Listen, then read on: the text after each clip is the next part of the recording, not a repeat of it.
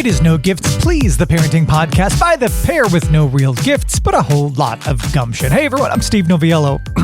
Choking on a nut. Hello, it's been a minute. Hey everybody, I'm Jenny Anchondo. Thank you for offering us the cashews before we started. Apparently I shouldn't have, because now I'm choking on them. I have been caught so many times doing that, like sort of, anchoring or whatever and shoving a little food down the throat and just kind of hoping that you can get through it in a commercial break.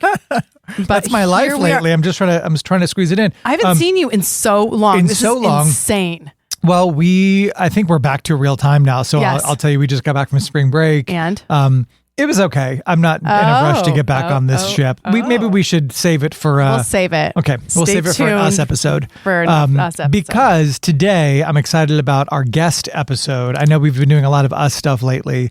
And frankly... Which only we like. Well, we like, but listen, hopefully one of the things that we're charged with is not just parading any Tom, Dick, and Harry through here because we're trying to fill time, right? So when we do have a guest, it's important for us that they're here and it's a curated list. So we've got somebody great today. So we're really excited about Kelly Jameson. She is a licensed therapist and public speaker based in Dallas. So she works with adolescents. She works on adults, really focusing on kind of those tough issues in life, big and small.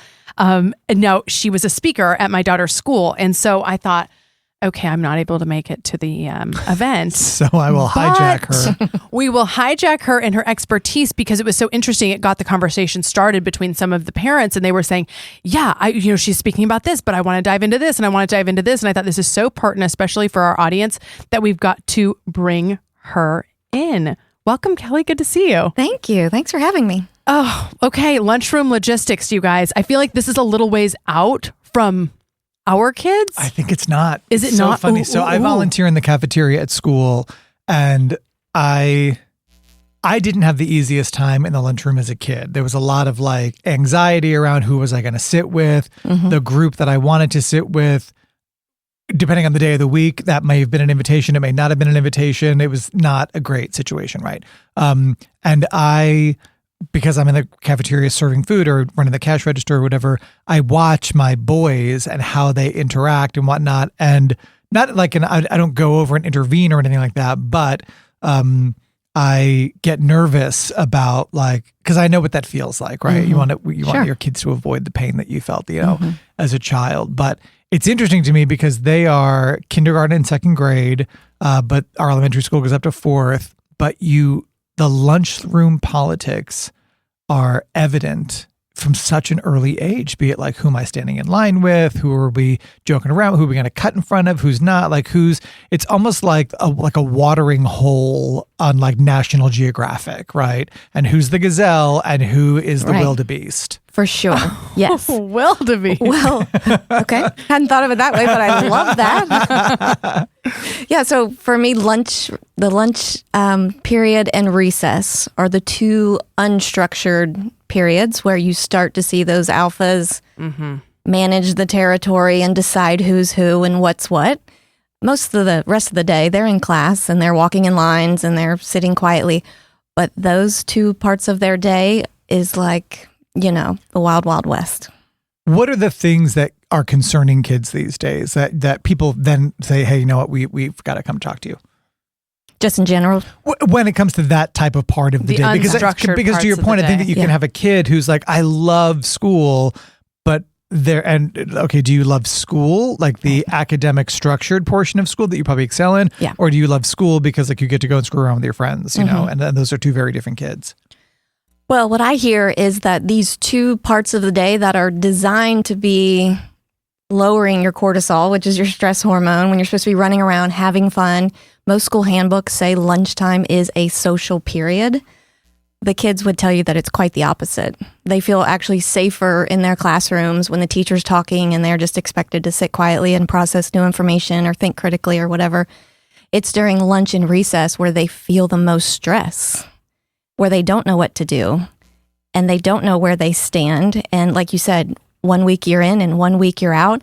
And the minute they walk into these two environments, they are so aware that there is no relaxation. There is no stress reduction. They are even more wired so that when they go back to class, they're exhausted mentally and emotionally from navigating those environments. So their afternoon classes are often completely irrelevant to their learning. Do you think the school should be structuring these sessions more, or do you think that we have to empower the kids with better tools for dealing with it? Well, the schools have done a nice job trying. And every time I talk about this in presentations, inevitably there's a teacher or two in the audience and they'll raise their hand and say, we try, we really try with the assigned seats, and they'll try to keep the advisories together. And they really try, but you can assign every single seat, but the politics at the table extend far beyond the assigned seats. Sure. So for the kid who comes to you and says, listen, this is, and whether or not they express this so concisely, but essentially what you said, this is not a relaxing time. This is a time of anxiety for me. This is a time of nervousness. What is the advice that you give to these kids that's practical enough for them to say, okay, this is going to translate into actual experiential difference? So in therapy, what we do is I have them completely dissect the lunchroom or recess. I want to know what exactly happens. Where do you sit? Who's always sits next to you? Who sits in front of you? And we really break apart those two environments. So if it's lunch, it's harder with lunch because they can't get up and move. Recess, there's a lot more options for solutions. But the lunch table, it's about when do I engage? A lot of times I'll hear they will try to engage and then everyone at the table just looks at them. Right. Like, so sad. Like, why are you talking? Kills me. That and they is can feel that. Totally. Oh my gosh. It brings them to tears when they talk about it in therapy. Or let's say someone's out for the day. So someone will try to move down one and someone at the table will just look at them and go, no. And they don't know what to do. Oftentimes children don't have a ton of tools at this age in elementary school, middle school. So they will just shut down. They just sit and eat and they don't make eye contact and they don't talk to anyone. So what I coach them on with the lunch table is, okay, you generally have three people. You've got someone to your left, someone to your right, and someone in front of you.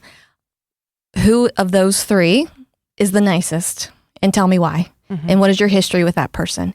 And all you need is one, and then we sort of plant seeds. If it's, let's say it's little Emily to your left, tell me about Emily. Why is she why did you pick her out of the three? And then we work on engaging with Emily in a very neutral way, right? Which sounds sad that we even have to do it this way. You're not trying to be too pressury on Emily. You're not trying to force Emily into a play date. I want my client to have a plan when they go into the lunchroom because they know where they're going to, they know where they're going to sit. They know who's going to sit around them. I want them to remember, okay, I'm supposed to turn to Emily and ask these few things, very sort of neutral, low-hanging fruit questions to engage her. Can you give me a couple examples? Or I guess it would depend on the age, wouldn't it? Totally depends on the age. You can obviously ask about their lunch. You could ask about their weekend. You could ask about, what do we have this afternoon? And a lot of times I coach kids to kind of play curious or play dumb, even if you already know the answer. Yes. Like, do we have a quiz in science today? Even if you totally know you don't have a quiz in science, or you do, you're just coming up with common ground, which is often school-related stuff about a teacher or homework or assessments or something like that. I see where you mean neutral on that. It's not like, oh, this person's trying to get something out of me. It doesn't put the person on guard. So we have that. What do you do if your child's the alpha? If you suspect, or maybe our parents even that self-aware, I don't know. Never. Irrelevant question because nobody with the alpha kid is ever going to step in. They don't know. Yeah. They don't know. Most parents assume if your children have friends, if they have plans on the weekends, if they're getting invited to things, they're fine. They never think, is this a problem? They just, they're content and happy with the fact that their child has some sort of social success. It is when you get a phone call that your child has done something rude or mean to someone else's child where these parents get the first indicator that, oh shoot, I got a problem. Like my kid is the mean kid. Right. And by then it's probably been going on for a minute. And I always tell parents, if you get a phone call from another parent about your child, you need to know that it's absolute code red in their house because parents aren't picking up the phone, tattling on other kids. Right. No. If you get a phone call, you need to know that it's awful in their house. Right. And there's meltdowns and there's family meetings and they've spent a lot of time. Conversation, yes, Right. for sure. So if you get that phone call, you don't need to get defensive or combative. Just say, thank you for calling me.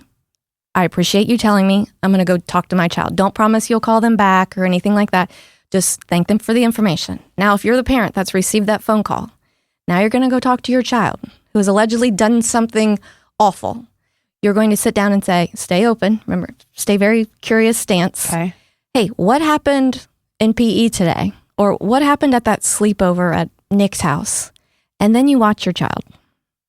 And then you will know as a parent if your child is squirming, if they're getting nervous, if they're being honest, if they're giving you half-truths. And then you will know in that moment, your parent gut will tell you that phone call was helpful to me because now I know I have a problem. And then you address it with your child. And then that goes on into parenting styles and all these different things. But if you get a phone call from another parent that your child has done something hurtful, you need to sit down with your child and just ask them about the incident, very open-minded, and then read the way your child answers the question and then decide for yourself the next move. But you don't need to call the other parent back or anything like that. You don't need to meet him at Starbucks. That never goes well. Okay. Never, ever, ever goes well. But if you get the phone call, that's just enough for you to be on alert. But there's things, I'm thinking with elementary school and middle school, the biggies for me are the group Halloween costume. They don't allow them at our school. Thank God. So bless your school. You get to dress up in kindergarten and that's it. Okay. You can dress in kindergarten because the issue became it's terrible. 3rd grade, 4th grade, with all due respect, the two of you, mostly girls, groups of girls who would dress up in like costumes and somebody gets left out and you don't feel great about it. I want to back up a little bit. So like we've talked about this idea that you've got either a kid who maybe has anxiety during lunch, maybe you have a kid who's an alpha during lunch, maybe you just have a kid who's in the middle of a row during lunch. Surely this is presenting in other areas of their life, right? I mean, I feel like by the time I'm having like lunchroom politics issues, this is not the first house on the block in terms of this type of concern for my child, right? So I think that also it's difficult sometimes. Like we have a very astute older child. The young one's cute too, but the older one is very, has they're both going to listen to this. But he's like a photographic memory kind of kid, right? Mm-hmm. So when I ask you a question and you say to me, I don't remember, it leaves a hole in my heart because I know that you do. Mm-hmm. And what I know you're saying to me is, I don't want to tell you because of whatever. I'm embarrassed. I don't like it. I'm, whatever the case is. So if you've got a situation where you have a kid who might not tell you, hey, I'm having a hard time in the lunchroom and PD next to me is a real dick or whatever the case is, are there signs that I'm looking for as a parent that where this anxiety may present itself at other times or in other behaviors where I might want to start to ask questions and be curious? Mm-hmm. Well, a lot of it depends on the personality style of your child, right? So if you're at dinner with family, friends, and all the kids are running around, you're clocking your kid, right? You're wanting to know, are they in the mix? Are they off to the side? Are they just observing? You kind of know your child at that point. So a lot of times when we're coaching about some of these harder moments, I'll suggest something and a child will say, I would never say that. And then I know that I've sort of misread that, what they're capable of and what their personality style is. So as young as you know your child, you know what they're capable of socially. So signs you're looking for are really withdrawal, or they shut down when you start asking questions about peers and social things. Because remember, they don't have the tools and they don't have the lived experience to understand these things happen, it comes and goes. So they often are just paralyzed by it. So you're looking for a withdrawal, shut down, short answers. Like you said, I don't remember. Right. And then if you know they're dodging the question, then you have a couple options. Number one, you go deep and you say, listen, you can talk to me. That probably is not going to work. So then you kick the can down the road a little bit and you wait for an opportunity where you're in a good space with your child. They've been open, fed, right? They're not stressed about school. And this is like a parenting gift that you need to know all the way until your child leaves your house. Is like, you got to look for those windows. Seize the moment, right? Yes. And, generally speaking, for boys, the research says they're better late at night. So after they've been home for a few hours and they can sort of shed that shield that they wear all day, boys are generally better at night, like after 9 p.m. The older they get, your old kids are smaller, so maybe 8 o'clock. But yeah, listen, we're prepping for the future here, Kelly. Yes. But the older they get, you're looking at 9 o'clock, 10 o'clock, 11 o'clock, because that's when boys are going to be most open. Okay. Oh my God, I've got to stay up past your bedtime. You guys may have to alternate late nights. Do you find at all that sometimes this anxiety that children will have for how social they are or are not is put on them perhaps by a parent's anxiety about how social their child is or isn't. And as a parent, I think that parents, look, you want your kid to be popular. You want them to have an easy day. You want them to be friend. You want them to walk down the hall and say hi, whatever. But I do think sometimes that, like, again, our kids, it's the only experience I can speak of. Like, our little guy likes to play by himself, and is totally content doing it. And there was a time where I was like, gosh, we don't really have a whole lot of play dates. And, and it was like, but he doesn't want to, I mean, his teachers say he's fine. He's doing fine academically. I see him and he's social. And if somebody wants to hang out, he hangs out. And if somebody doesn't, he doesn't. And that's, that. And I really have to stop myself sometimes from being like, hey, why don't you play with this other kid? Because it's not as important to him as it is to me. Right. Well, you sound more extroverted and he's more introverted. Correct. And I hope for his sake that he hangs on to that and he's okay with it and he embraces it and accepts that in himself. The problem is, though, what's trendy right now are these huge friend groups. Yeah. And like anything else, friend groups trend, parenting, things trend. But right now it's like the bigger the better. So these kids think that they need 15, 20 friends to be socially successful, when really the research says you need like one good friend. Yeah. 2 is bonus. Anything after that is, messy. No money, no problems. Right. By the way, wait, what's the window for the girls? I'm sorry? You said boys when they're older after 9 p.m. Girls in the morning? Right after school. Right after school. Yeah, they want to debrief. They want to process immediately. Interesting. Okay, because right now Brighton's is definitely at night. Yeah. But that's interesting. Usually they get in the car, shut the door, and then it's just... Yeah. Okay. Because they've been holding on to it. Yes. So they're more verbal processors. She's not like that yet, but she's definitely at night.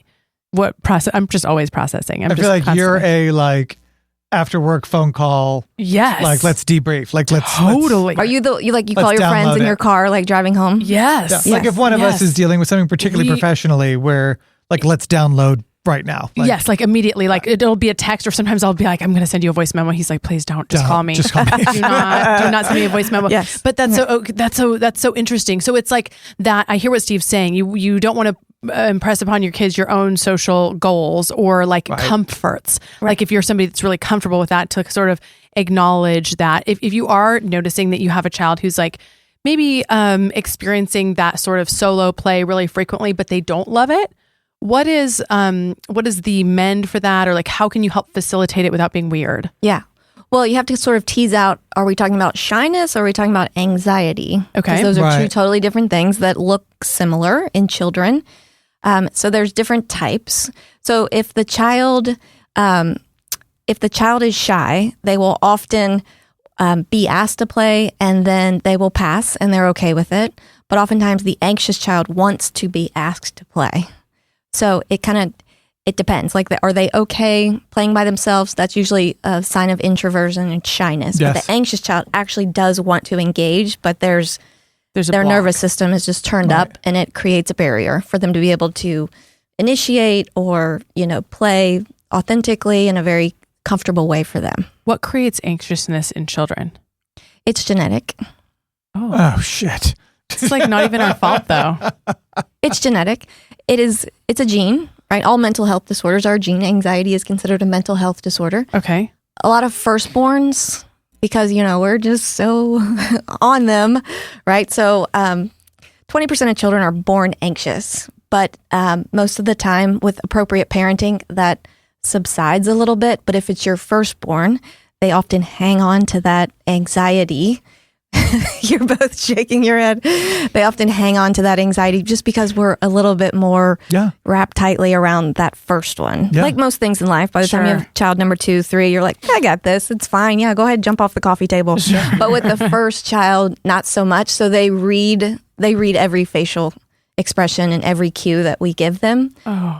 So we're more anxious with our first because we're new at this. Yeah. And so amateur. They see the world as something to be fearful of. So you can see that a lot more because we were afraid of it, of course, for them. Yeah. Okay, I want to get you to the second half of that equation, which is the recess part. Yes. One, you've got Sally, Jane, and Linda sitting next to you around the table, but now you are released. Yes. into recess. the yard. And the Ooh, and groups, it's kind of my worst nightmare. I'm kind of like, oh, I'm so glad I don't have to do that anymore. right, like the groups of kids are gathering together. Yeah. There's They're much more physical. Right. Kids are getting hurt. Right. The game has started. You weren't picked for a team. The alpha boy cheats, but he doesn't get out. And no one's going to say, you're out. Yes. Or he'll look at them and say, well, I'm not getting out. Or no, I'm not. Total gaslighting.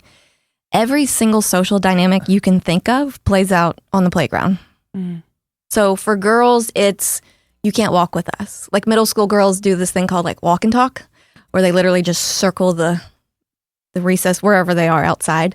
And then certain girls it seems inclusive, but it's really not, because it's only those 3 or those 4 or those 2. And if it's Tuesday, it's Samantha's day to walk with the queen bee. And if it's Wednesday, it's, Oh, no.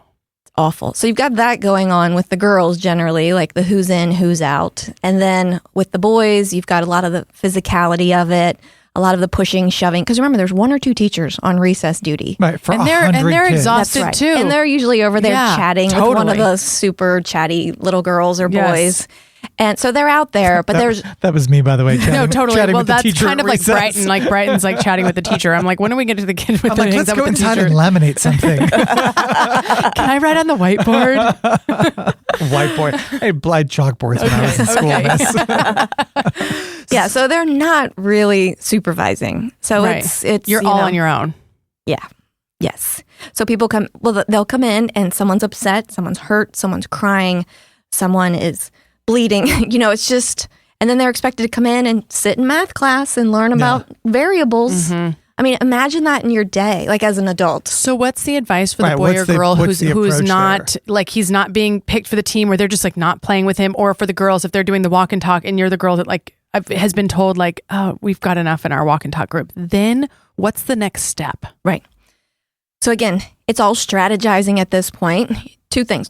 Number 1, you're looking for a distraction. Okay. Right? You probably got 20 minutes of recess, 30 if you're lucky. So now you're just scanning the other 80 kids to figure out, what can you do? Can you go swing? Can you go get in line for this? Can you go play whatever? So it's just a quick distraction. And then the second one is to really figure out who are your safe friends. And this is what parents can do. I do this in therapy with kids. I do this with my own children, is you have to identify every year, if not every semester, who are your safe friends? Meaning, who are your friends that every day if I come talk to you, you're going to be kind to me? Figure out who they are. It's going to change every year. Okay. This will change every single year, these lists.